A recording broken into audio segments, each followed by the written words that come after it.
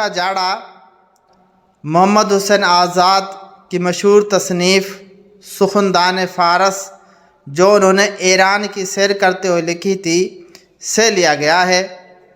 السلام علیکم دوستو، ذوق اردو میں حاضر خدمت ہیں۔ دوستو آج ہم چھٹا سبق ایران کا جاڑا پڑھنے کی، سمجھنے کی اور اس سے کچھ نہ کچھ سیکھنے کی کوشش کریں گے۔ ایران کا جاڑا جو سبق ہے دراصل یہ ایک سفر نامے سے ماخوذ ہے اور وہ سفر نامہ ہے سخندان فارس جو کہ مولوی محمد حسین کا لکھا ہوا ہے۔ دوستو چونکہ ایران کا جاڑا سفر نامہ کی صنف سے تعلق رکھتا ہے تو آئیے ہم سفر نامہ کیسی صنف ہوتی ہے، اس کا مفہوم کیا ہے یا کیسی تحریروں کو ہم سفر نامہ کہیں گے، یہ جاننے کی، یہ سمجھنے کی کوشش کرتے ہیں۔ دوستو سفر نامہ دراصل نثری صنف ہے، یعنی کہ نثر کی ایک قسم ہے۔ پرولاگ رائٹنگ انگریزی میں کہتے ہیں۔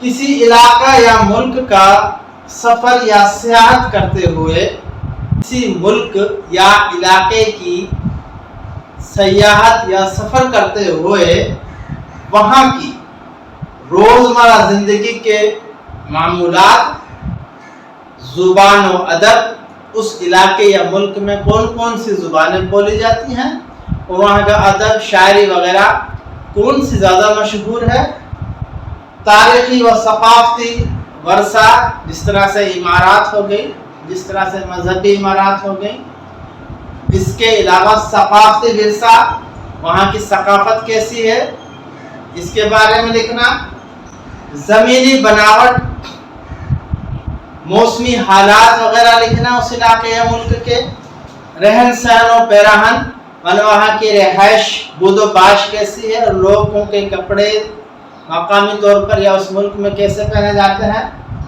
عادات و طوار، وہاں کے لوگوں کی عادات کیسی ہیں، صبح اٹھتے ہیں یا رات کو جاگتے ہیں دیر سے وغیرہ وغیرہ جو ہوتا ہے، تعلیم اور سماجی معلومات، وہاں کا نظام تعلیم کیسا ہے، وہاں کی سیاسی اور سماجی بناوٹ کیسی ہے، اور سفر کے حالات و سرگزشت لکھنا، دوران سفر اور جو حالات و واقعات اس کے ساتھ پیش آئے ان کا لکھنا سفر نامہ نگاری کہلاتا ہے۔ دوستو جب ہم بچپن میں ہوتے کسی دوسرے شہر میں رشتہ داروں کے ہاں شادی وغیرہ پہ جاتے تھے یا ویسے ملنے جاتے تھے نانی نانوں کے ہاں، تو واپسی پہ ہم اپنے دوستوں کو ضرور بتاتے تھے اس وقت کی مینٹل اپروچ کے مطابق، بھئی ہم نے یہ دیکھا، ہم نے یہ دیکھا، ٹرین دیکھی یا گارڈن گئے تھے وغیرہ وغیرہ۔ ہمارے اندر، انسان کے اندر سفر نامہ نگاری سے یا سفر نامہ کے طرز پر بتانے کی، جاننے کی خواہش شروع سے ہوتی ہے غیر محسوس طریقے سے۔ ہم کمیشن کے امتحان کے لیول کی ایک معلومات آپ سے شیئر کرنا چاہیں گے، وہ یہ ہے کہ عجائبات فرنگ یہ ایک سفر نامے کا نام ہے، اردو زبان و ادب کا سب سے پہلا سفر نامہ ہے۔ اردو زبان و ادب کا سب سے پہلا سفر نامہ کون سا ہے؟ عجائبات فرنگ۔ اور یوسف خان کمبل پوش پہلے سفر نامہ نگار ہیں۔ مطلب دوستو عجائبات فرنگ کے لکھنے والے سفر نامہ نگار کون ہیں؟ یوسف خان کمبل پوش۔ لیکن ہمارے آج کے جو سفر نامہ نگار ہیں وہ ہے مولوی محمد حسین آزاد۔ مولوی محمد حسین آزاد انتہائی پڑھی لکھی فیملی سے تعلق رکھتے تھے۔ آئیے اس کے بارے میں جاننے کی، سمجھنے کی کوشش کرتے ہیں۔ دوستو مولوی محمد حسین آزاد 1830 کو دہلی میں پیدا ہوئے اور وفات 1910 کو لاہور میں ہوئی۔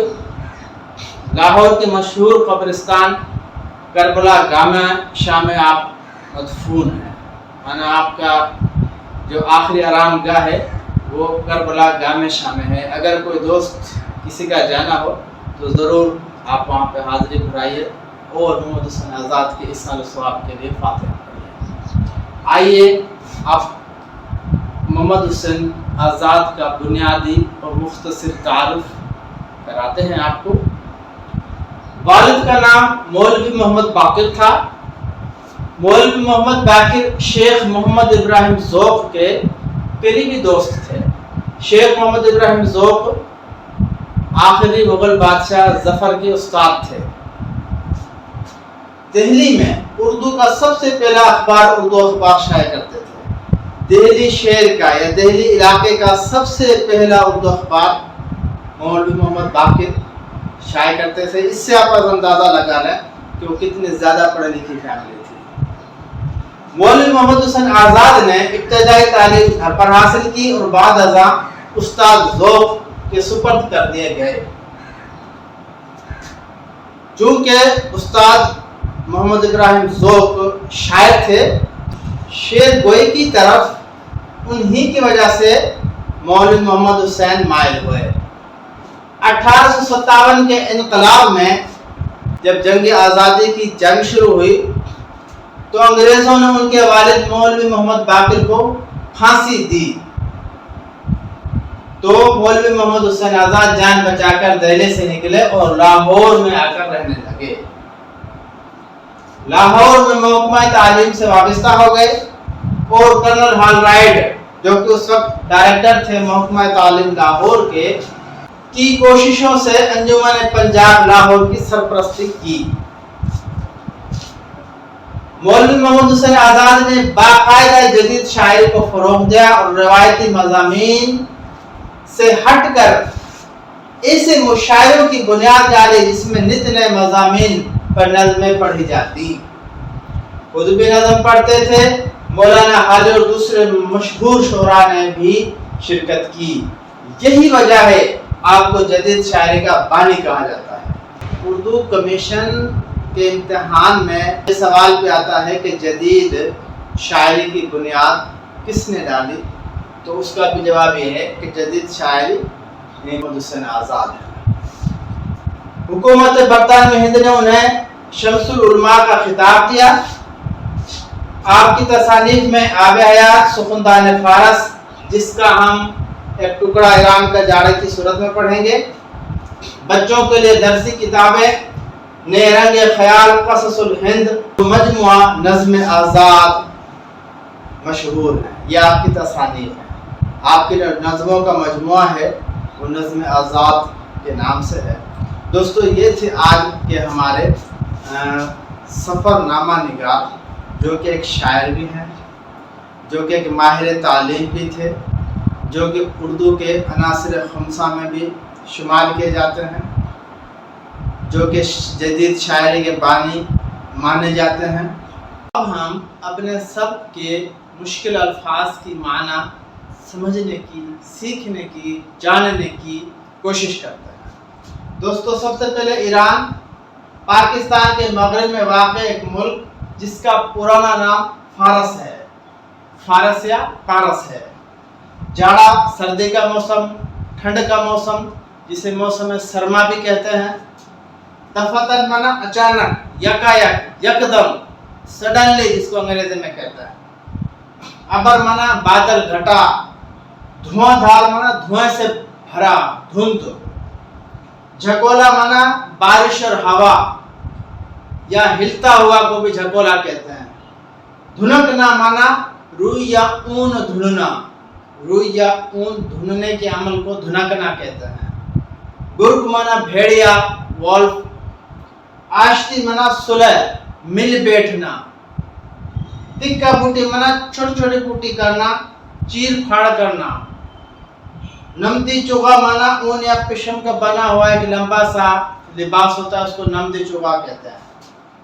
हर चंद माना जिस कदर, जितना ही।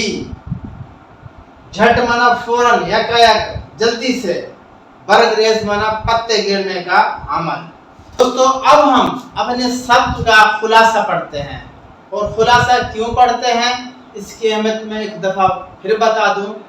खुलासा पढ़ने से आपको बड़ी एक तहरीरों को या बड़ी बात को या लंबी चौड़ी गुफ्तगू को छोटा, मुख्तसर और जामे करने का सलीका पैदा होता है।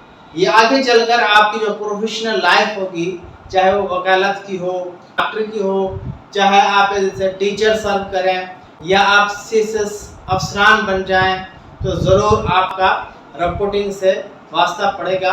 आशा निगारी आपको रिपोर्टिंग में सपोर्ट करेगी। आइए पढ़ते हैं खुलासा। ईरान हमारा पड़ोसी मुल्क है। ईरान हमारा पड़ोसी मुल्क है। मौलवी मोहम्मद हुसैन आज़ाद गवर्नमेंट कॉलेज में अरबी और फारसी के प्रोफेसर थे। उन्होंने यानी कि मोहम्मद हुसैन आज़ाद ने 2 मरतबा ईरान का दौरा किया। एक मरतबा सरकारी वफद के रुकन की हैसियत से 1865 में, फिर दूसरी मरतबा 1883 में वहाँ काफ़ी अरसा गुजारा। वतन वापसी पर इस हवाले से किताब लिखी जिसका नाम सुखनदान फारस था। हमारा सब ईरान का जड़ा उसी किताब से लिया गया है। मौलवी मोहम्मद हुसैन आज़ाद ईरान की मौसम सरमा के बारे में मालूमात फराहम करते हुए लिखते हैं कि जाड़ों में अचानक हवा बंद हो जाती है।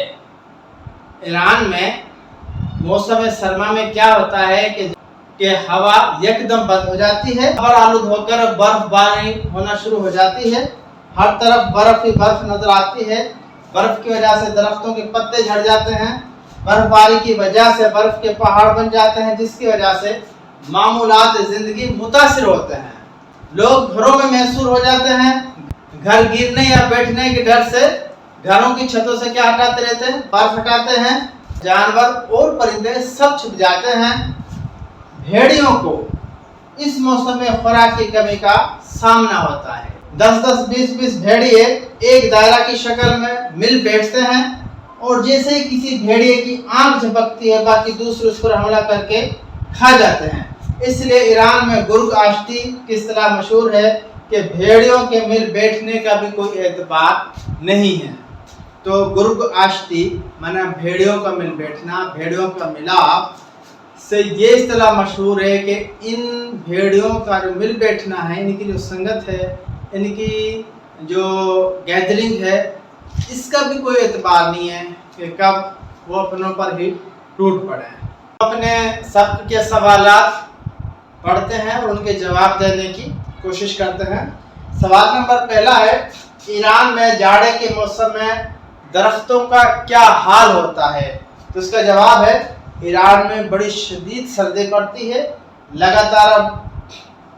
लगातार बर्फबारी होती और तेज हवाएं चलती हैं, जिसकी वजह से दरख्तों के पत्ते झड़ जाते हैं और दरख्त टुंड मुंड होकर यूं लगते हैं गोया उनके कपड़े उतार लिए गए हों। तो दरख्तों का यह हाल होता है।